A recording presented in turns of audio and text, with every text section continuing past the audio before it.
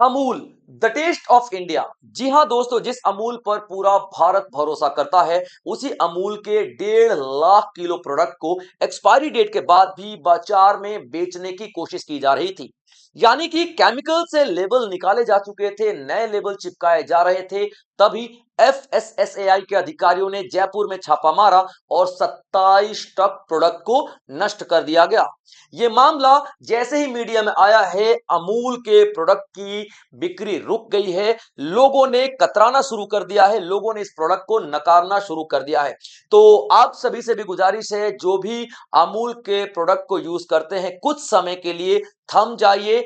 ऐसे प्रोडक्ट का इस्तेमाल मत कीजिए, क्योंकि आपकी, आपके बच्चों की और आपके परिवार की सेहत का सवाल है। लेकिन इस सेशन में हम लोग बात करेंगे दोस्तों, एज अ कंज्यूमर, यानी कि एक उपभोक्ता के नाते आपके क्या क्या अधिकार बनते हैं। किसी भी प्रोडक्ट को खरीदने के पहले आप लोगों को कौन कौन से अधिकारों का पालन करना चाहिए, यानी कि कौन कौन से अधिकार आप लोगों को मिलते हैं।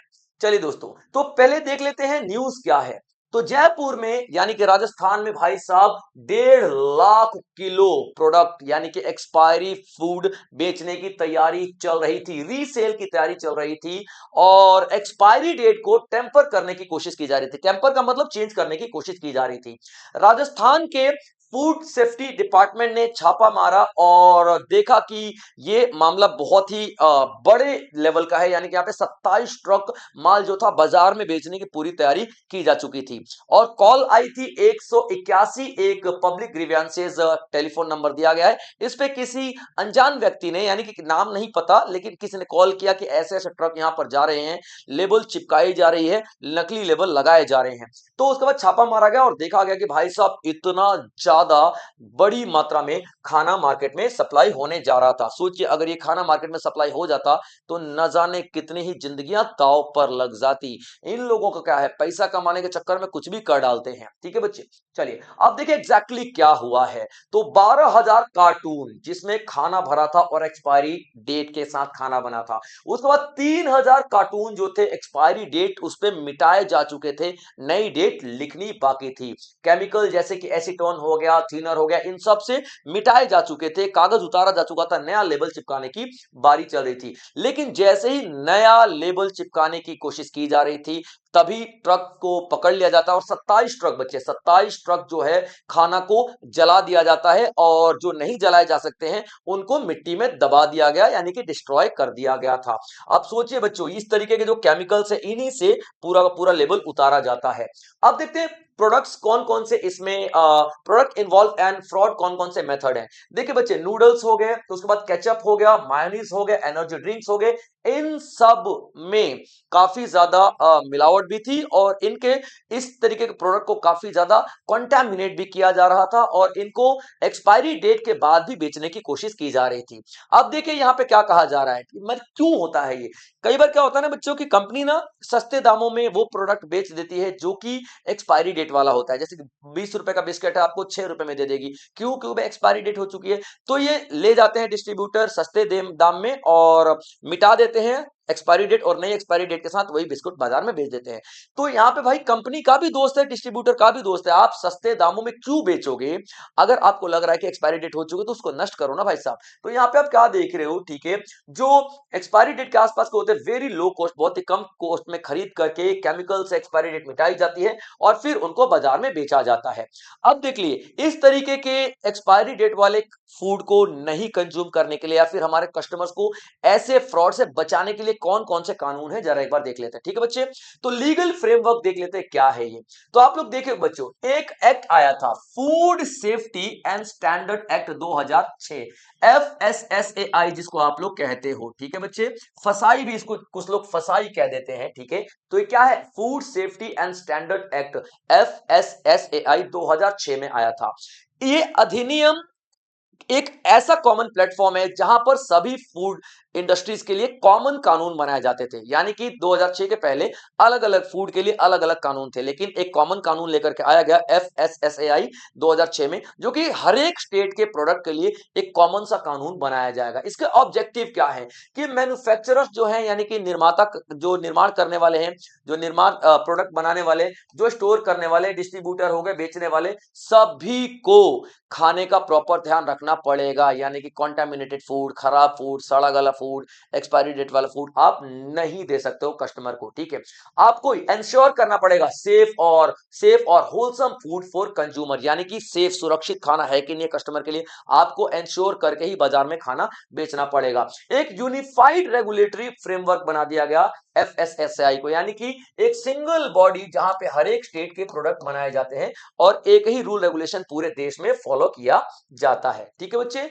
अब देख लिए, अगर तो ये वायलेशन होगा, जो मैंने आपको बताया कि फूड को आप खराब सड़ा गला खाना नहीं बेच सकते हो, कस्टमर के हेल्थ का ध्यान रखोगे, तो इसका वायलेशन भी तो होगा ना भाई साहब। तो देखिए, की legal violation in the case, किस तरीके के वायलेशंस को हम लोग वायलेशंस मानते हैं, यानी कि कौन कौन से कानून तोड़े जाओगे तो उसको हम लोग कानून का तोड़ना माना जाता है। तो देखिए, सेक्शन 26 FSSAI का सेक्शन 26 क्या बताता है, ये रिस्पॉन्सिबिलिटी है, जिम्मेदारी है किसकी, फूड बिजनेस ऑपरेटर्स की, अच्छा खाना देना, यानी कि food operators must ensure food safety and proper labelling, यानी कि खाना प्रॉपर होना चाहिए, बिस्किट चिप्स, और उस पर लेबलिंग प्रॉपर होनी चाहिए, जो भी चीजें हैं प्रॉपर लिखी होनी चाहिए। और एक्सपायरी डेट वाली या फिर टेम्पर्ड फूड अगर आप लोग बेच रहे हो तो इसका मतलब आप कानून का उल्लंघन कर रहे हो। सेक्शन 52 क्या बताता है, आप मिसलीड कर रहे हो अगर किसी को, यानी कि धोखा दे रहे हो, लेबल कुछ और है उसके ऊपर कोई और लेबल चिपका रहे हो, तो भी आप यहां पर उल्लंघन कर रहे हो कानून का, कंज्यूमर प्रोटेक्शन एक्ट का उल्लंघन कर रहे हो, और आपके खिलाफ सजा हो सकती है, और कितना, फाइन 3 लाख तक का आप पे ठोका जा सकता है, ठीक है बच्चे। चलिए आगे देख लेते हैं, सेक्शन 59 क्या बताता है, FSSAI एक्ट 2006 का सेक्शन 59, जो अनसेफ फूड कॉजिंग हार्म, यानी कि वो अनसेफ फूड जो कि हमें नुकसान पहुंचा देता है, उसके साथ डील करता है। अगर मान लो मैंने कोई ऐसा चिप्स आपको भेज दिया जो कि एक्सपायरी डेट तो ठीक है, उस पर नहीं, एक्सपायरी नहीं है, लेकिन उसके अंदर जो चीजें हैं वही गलत है, जो कि मेरे को नुकसान पहुंचा रही है, तो उसमें क्या होता है भाई साहब, जितना बड़ा नुकसान उतनी ज्यादा पेनल्टी होती है, पनिशमेंट मिलेगी आपको, no doubt, depends on the severity, यानी कि जितना बड़ा नुकसान उतना ही ज्यादा पनिशमेंट आपको मिलेगी, इंप्रिजनमेंट, कैद हो सकती है, हैवी फाइन लगाए जा सकते हैं, लेकिन हाँ, सजा जरूर मिलेगी, ये आपको कंफर्म बता देते हैं। क्लियर पॉइंट बच्चों, याद रखिएगा। उसके बाद आप लोग क्या देखते हो, लाइसेंसिंग रिक्वायरमेंट वायलेशन, सेक्शन 31 क्या कहता है कि हर किसी फूड ऑनर को या फूड मैन्युफैक्चरर को या फिर डिस्ट्रीब्यूटर को लाइसेंस लेने की जरूरत पड़ती है, विदाउट लाइसेंस आप कोई भी फूड बिजनेस नहीं चला सकते हो। अगर आप फूड बिजनेस चलाते हो तो जाहिर सी बात है भाई साहब, यहां आपके ऊपर एक्शन लिया जाएगा। और ये जो डिस्ट्रीब्यूटर था जयपुर में, उसका फूड लाइसेंस जो था एक्सपायर हो चुका था, ये डायरेक्टली वायलेट कर रहा था सभी रूल रेगुलेशन को, इसी वजह से तो भाई इस पे लंबा पेनाल्टी और लंबा कार्रवाई किया जा रहा है। अब देखिए कि पूरे पूरे स्टेट्स की बात बता देते हैं, है ना, कि जो कौन कौन से स्टेट ज्यादा पालन करते हैं फूड सेफ्टी एक्ट का। तो आप देखोगे, ये जो लाल लाल में दिखाई दे रहे हो, ज्यादा डार्क लाल हैं वो ज्यादा पालन करते हैं, थोड़े कम लाल थोड़े कम पालन करते हैं, थोड़े और कम लाल थोड़े और कम पालन करते हैं। तो यहाँ पे आप लोग देख रहे हो, ठीक है बच्चे, ये दिखाई दे रहा है आप लोगों को, ठीक है, केरला दिखाई दे रहा है, यानी कि ये आपको 73.75%, ठीक है, 73.75% आपको दिखाई देगा पालन करता है। याद रखना इन सारे अथॉरिटीज, यानी नंबर 1 पे भी केरला ही आप लोगों को दिखाई देगा। उसके बाद आप लोग यहाँ पे देख लो, ठीक है, तमिलनाडु आपको दिखाई देगा 67%, गुजरात 61.75%, राजस्थान 54.75%, ये तमाम, जम्मू एंड कश्मीर 64.25%, बंगाल 54.75%, ये तमाम राज्य जो हैं अलग अलग दिखा रहे हैं कि हम लोग कितना ज्यादा पालन करते हैं पॉइंट्स का। तो ये पॉइंट्स दिए हैं ना भाई साहब, परसेंटेज है कि हम लोग इतना इतना पालन करते हैं फूड सेफ्टी रूल्स का। बहुत सारे राज्य अच्छा भी कर रहे हैं और बहुत सारे राज्य यहाँ पे खराब भी कर रहे हैं। अब देख लिए फ्रेमवर्क ऑफ FSSAI, यानी कि FSSAI कार्य कैसे करता है, ठीक है बच्चे। तो FSSAI ने साफ बोल रखा है कि भैया आपको लाइसेंस लेने की जरूरत पड़ेगी, बिना लाइसेंस आप फूड नहीं बना सकते हो, नहीं बेच सकते हो, ठीक है। प्रॉपर डॉक्यूमेंटेशन करनी पड़ेगी, हर चीज का लाइसेंस वाइसेंस, हर चीज का जो भी परमिशन लोगे बनाने का, उसका प्रॉपर डॉक्यूमेंटेशन। स्टैंडर्ड मेंटेन करना पड़ेगा, प्रोडक्ट बाजार में लाने से पहले टेस्टिंग करनी पड़ेगी, हाइजीन सफाई का ध्यान रखना पड़ेगा, और जो फूड डिस्ट्रीब्यूटर वगैरह है उनको प्रोडक्ट के बारे में ट्रेनिंग दो कि भैया उसको कैसे बेचना है, कहीं ऐसा नहीं इलीगल तरीके से वो बेच रहे हो। तो ये तमाम चीजें माननी ही पड़ेंगी, तब कहीं जाके आप लोग क्या कर सकते हो, फूड बिजनेस चला सकते हो, फूड का आपको लाइसेंस दिया जा सकता है। ठीक है बच्चे, चलिए अब FSSAI में देख लेते हैं और भी चीजें क्या है इंपॉर्टेंट। ठीक है बच्चे, देखिए सबसे पहले क्या देखोगे, एक स्टैट्यूटरी बॉडी है। स्टैट्यूटरी बॉडी का मतलब होता है एक कानून के द्वारा इसको बनाया गया था, तभी तो हम लोग इसको एक्ट कह रहे हैं, अधिनियम कह रहे हैं। ठीक है बच्चे, याद रख लेना। और कौन सा कानून था, तो food safety and standard act 2006। किसके अंडर में आता है, तो ministry of health and family welfare के अंडर में आता है। क्लियर बच्चों, मेंबर्स कितने होते हैं, तो इसमें एक चेयरपर्सन होता है और 22 अदर मेंबर्स होते हैं, यानी एक चेयरपर्सन और प्लस 22 अदर मेंबर्स है। 22 में 3 जो होंगे ना बच्चों वो फीमेल होंगी, 3 जो होंगी वो फीमेल होंगी। क्लियर पॉइंट बच्चे, इसका रोल क्या होता है, तो खाना जो प्रोडक्ट है, फूड प्रोडक्ट मैन्युफैक्चरर को देखना, स्टोरेज को देखना, डिस्ट्रीब्यूटर को देखना, सेल को देखना, इंपोर्ट जब हो रहा है, एक्सपोर्ट जब हो रहा है, तो देखना कि ये प्रोडक्ट सही मायने में हमारे देशवासियों के लिए हेल्दी है या नहीं, पूरा जात यही करता है। ठीक है बच्चे, इनिशिएटिव क्या क्या लेता है ये सभी मैं आप लोगों को पहले बता ही चुका हूं। क्लियर पॉइंट बच्चों, यानी कि सही खाना इंडिया में हो रहा है कि नहीं हो रहा, सही प्रोडक्ट हम लोग बेच रहे हैं कि नहीं बेच रहे, तमाम तरीके की चीजें आप लोग को दिखाई यहां पर देने वाली है। ठीक बच्चे, चलिए अब देख लेते हैं फूड अथॉरिटी में ये जो FSSAI है इसमें कितने प्रोडक्ट है, कितने लोग हैं, मैं आपको बता चुका हूं 22 लोग हैं, 22 लोग और एक चेयरपर्सन है, जिसमें आप देखो 3 नहीं 1/3 वुमेन होनी चाहिए बच्चों, मैंने पीछे 3 बोल दिया था बाय मिस्टेक, 1/3 वुमेन होनी चाहिए। अब इसके मेंबर्स में देखो कौन कौन होते हैं, 7 एक्स ऑफिसियो जॉइंट सेक्रेटरीज होते हैं, यानी अलग अलग मिनिस्ट्री के जॉइंट सेक्रेटरीज होंगे, वो 7 होंगे, जैसे कि एक एग्रीकल्चर से, एक कॉमर्स से, एक कंज्यूमर अफेयर से, एक फूड प्रोसेसिंग से, हेल्थ से, लेजिस्लेटिव अफेयर से, स्मॉल स्केल इंडस्ट्री से, 7 यहां से आ जाएंगे।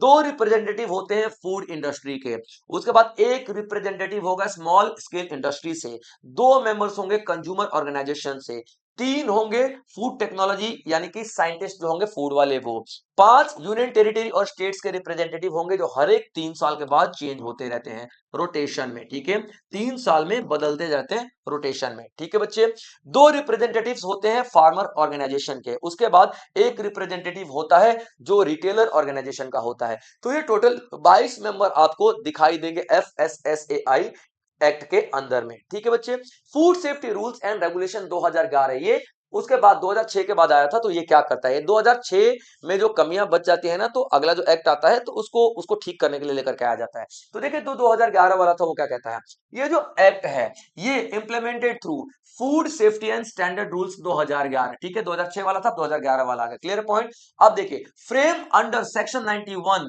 Section 91 food safety food standard and safety act 2006। 2006 का जो एक्ट था उसके सेक्शन 9 के अंडर में ये एक्ट बनाया गया, food safety rules regulation. Clear point बच्चों, याद रखना एक्ट अलग है, ये एक्ट है 2006 वाला एक्ट है, और इसके अंदर रूल रेगुलेशन बनाए गए, रूल रेगुलेशन नए बनाए गए 2011 के अंडर में। तो देखिए नए जो दे रेगुलेट क्या रेगुलेट करते हैं, appointment and service conditions of the chairperson and members, यानी कि मेंबर्स कौन होंगे, चेयरपर्सन कौन होगा, ये सब कुछ कौन डिसाइड करता है, तो यही डिसाइड करते हैं, इसी अभी 2011 के अंडर ही डिसाइड किया जाता है। क्वालिफिकेशन बताते हैं, जो फूड सेफ्टी ऑफिसर्स होगा और जो एनालिस्ट कर रहा है, एनालिसिस कर रहा है फूड सेफ्टी का, वो ऑफिसर के क्वालिफिकेशन क्या होनी चाहिए। जो इंस्पेक्शन करते हैं, जो खाने जो खराब हो गए उनको सीज किया जाता है, सैंपल एनालाइज किया जाता है, ये तमाम चीजें यही लोग डिसाइड करते हैं। ठीक है बच्चे, उसके बाद आप लोग देखोगे कोर्ट और ट्रिब्यूनल प्रोसीजर, अगर अभी देखिए अमूल के खिलाफ हुआ है तो जाहिर सी बात है कोर्ट कचहरी होगा, तो सारा कोर्ट कचहरी कौन करेगा, तो food safety rules and regulation के अंडर ही किया जाएगा। क्लियर पॉइंट बच्चों, बजट बनाया जाता है, अकाउंट बनाया जाता है, एनुअल रिपोर्टिंग की जाती है, ये सारा काम किसका कब आया था भाई, तो 2011 में ये जो रूल रेगुलेशन बनाए गए थे, और किसके under, food safety and standard act 2006 के अंडर में। ठीक है बच्चों, तो अभी आप कुछ टाइम के लिए अमूल के प्रोडक्ट को खाना छोड़ दीजिए, क्योंकि मैं ये नहीं कह रहा कि भाई जयपुर में पकड़ा गया तो कहीं पर भी है, तो नो डाउट हो सकता है, तो कुछ टाइम के लिए आप लोग अवॉइड कर दें तो ज्यादा बेहतर है। और अगर नहीं भी अवॉइड करना है तो एक्सपायरी डेट को देखें और प्रॉपर चेक करने की कोशिश करें, और पैकेट वाली चीजों को कुछ टाइम के लिए खाना बंद ही कर दे तो ज्यादा बेहतर है। ओपन चीजें ले लीजिए अगर ज्यादा जरूरत है तो, क्योंकि परिवार की सेहत, आपकी सेहत ज्यादा जरूरी है बच्चों। चलिए तो आज के लिए इतना ही बच्चों, मिलेंगे अगले किसी और टॉपिक में, तब तक आप लोग अपना ध्यान रखेंगे बच्चों। जय हिंद।